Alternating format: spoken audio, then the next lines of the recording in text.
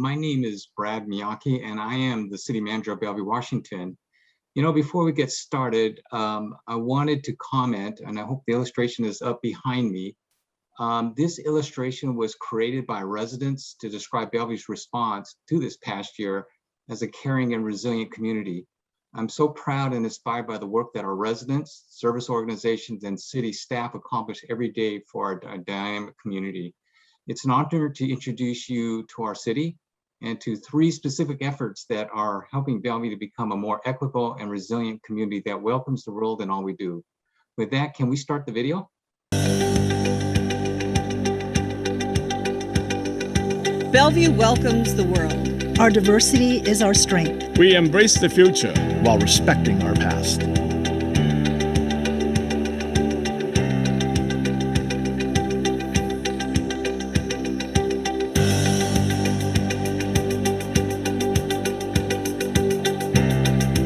All those in favor of adopting Resolution 8856 as amended, please signify by saying aye. Aye. The diversity advantage work does not sit with individuals, and it is a celebration of the efforts across the organization, the partnerships and collaborations with community partners.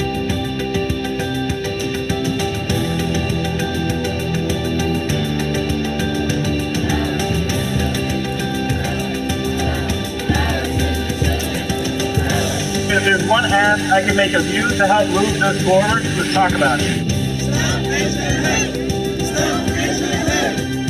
Play should be accessible to everyone. And what the Inspiration Playground symbolizes is that idea that all kids, everyone, should have access to enjoyment and play. Diversity is not just a blanket statement of we see differences and we value differences, but that we are going to do right by everybody. Cielo, a Dios y a las personas que han llegado a nuestra vida, incluyendo Jubilee, hemos podido salir adelante. We stand strong together, and I thank you all.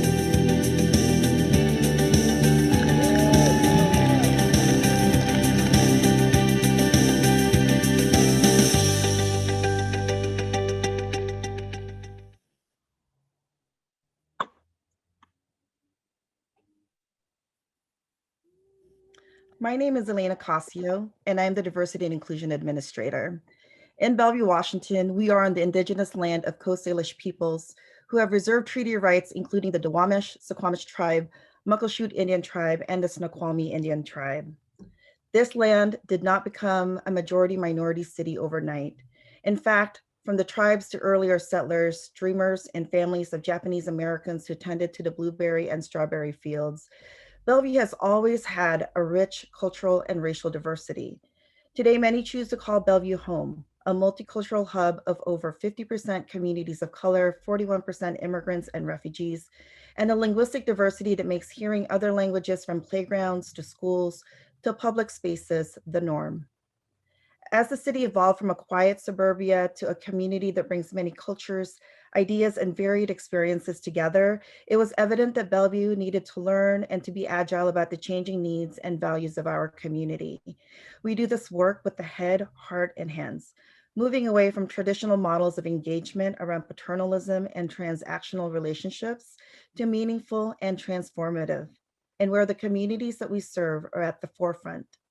The city dedicated 2 years to engage and understand community needs and the role that government plays in building a community that is equitable and inclusive.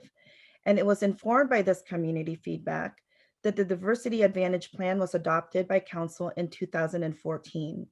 The city was able to flip the mirror back to the organization and provide opportunities for staff to engage in training around diversity, equity, and inclusion, establish employee resource groups, citywide equity initiatives around hiring, contracting and procurement, universal design and language access, among other impactful organizational changes. Our community engagement hosts over hundreds of programs a year, and while in a pandemic, we have been able to adapt to a new normal, including successfully hosting our 6-year anniversary summit, where we brought over 250 individuals to learn and recommit to our vision of being a place of belonging for all who choose to live, work, or play in Bellevue. As we advance the work of the Diversity Advantage Initiative, the national dialogue on policing and addressing racial systemic inequities have become commonplace. We've been challenged to go much deeper than simply looking at diversity and inclusion to understanding and building literacy around the root cause of inequities and addressing them fearlessly through new racial equity initiatives such as Bellevue Center's Communities of Color and Hate Has No Home Here, and sustain a safe container for the painful but courageous work around racial healing. The Diversity Advantage Initiative is not just a plan. It is also a commitment that can be an untidy process. It is about the tough and brave dialogues, but certainly it is a reimagining together with our communities about how we may be accountable and responsive and work towards becoming an equitable and resilient community.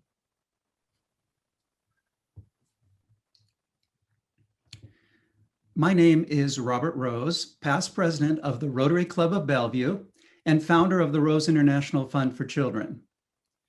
The original inspiration for Inspiration Playground came out of my 23 years of volunteer work, working with children with disabilities in Nepal and adult volunteers.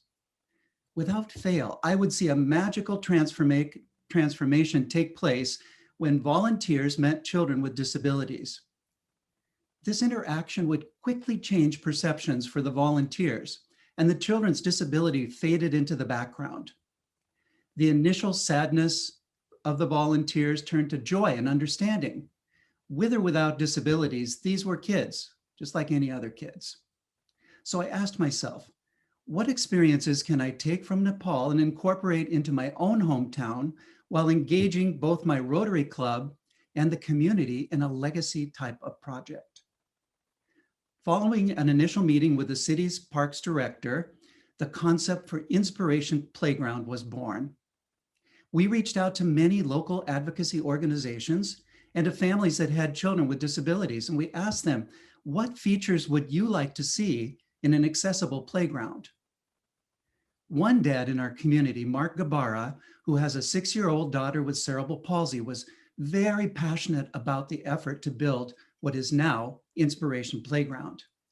And he told us, it makes all the difference to a child in a wheelchair, whether they always have to be outside the castle and watch other kids play, as opposed to being able to play and pretend they're a princess inside the castle.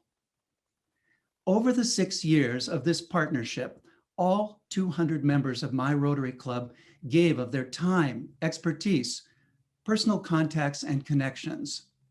Building a playground with accessible features is a huge monetary investment, but it's also a priceless investment in our vision and dream to bring the entire community together while changing perceptions about disabilities. Families now come from around the entire region to experience Inspiration Playground. And I can proudly say that my city believes in accessibility, inclusion, tolerance, and understanding.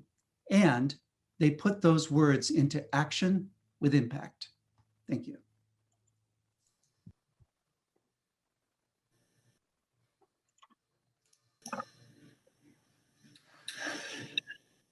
Good afternoon. My name is Ken Carpenter, and I'm the Director of Community Care at Jubilee Reach. Jubilee Reach was founded in 2006 as a nonprofit located in the heart of one of the most diverse neighborhoods of Bellevue. Our focus is on building community, bringing healing, and transforming lives through 4 ways: deep involvement in the Bellevue Public Schools, an active community center, a community thrift store, and numerous community events. Jubilee shares a vision with the City of Bellevue of creating a community where everyone feels like they belong. Gaps which prevent this are actively sought out, and we step in to close them. In March 2020, the pandemic quickly sent some people in our community into economic crisis. The school district reported the greatest emergency as families, which were losing employment, income, and support. Many were immigrants, people of color, and those already living in or near poverty, which is who Jubilee normally serves. Understanding these demographics, we acted within days, asking questions, listening to the needs, and building a program to support them. On March 23rd, 2020, Groceries for Families opened as a COVID response, completely outside the normal operation of Jubilee Reach. Existing partners were engaged to bring essentials of groceries, diapers, hygiene, and pantry items to Jubilee each morning, and families came to Jubilee to receive these same items each afternoon. In the first week, 60 families were helped. Growing steadily, by the end of June, it had grown to serve 682 families. With the pandemic and need continuing, the program was extended to July 1st, 2021, and it continues today to support 700 plus families with weekly essentials. Cash donations have also provided many families with $300 in rent or utility support, now totaling well over $100,000. Deep partnerships of trust with many churches, organizations, and businesses allowed this to begin so quickly and be sustained for so long. Together, we've been supporting these families as one community. Through all of this, we strive to do everything in relationship. It is not a transaction. Families are known here. They find community here. We want them to feel friendship and love. We want them to be seen and to know someone cares. And when they leave with essentials of food, diapers, and more, we want them to leave with hope, peace, and an understanding that they are a valued member of this community, they matter, and they belong. Thank you. So thank you, Elaine, Bob, and Ken. Awesome job. The programs that each of you lead are a glimpse into the ongoing resolve and commitment in Bellevue to welcome the world as an equitable and resilient community. Thank you, National Civic League, for hosting this virtual conference. Bellevue is grateful to be acknowledged with 19 other inspiring cities as a finalist for the 2021 All-America City Award. So thank you.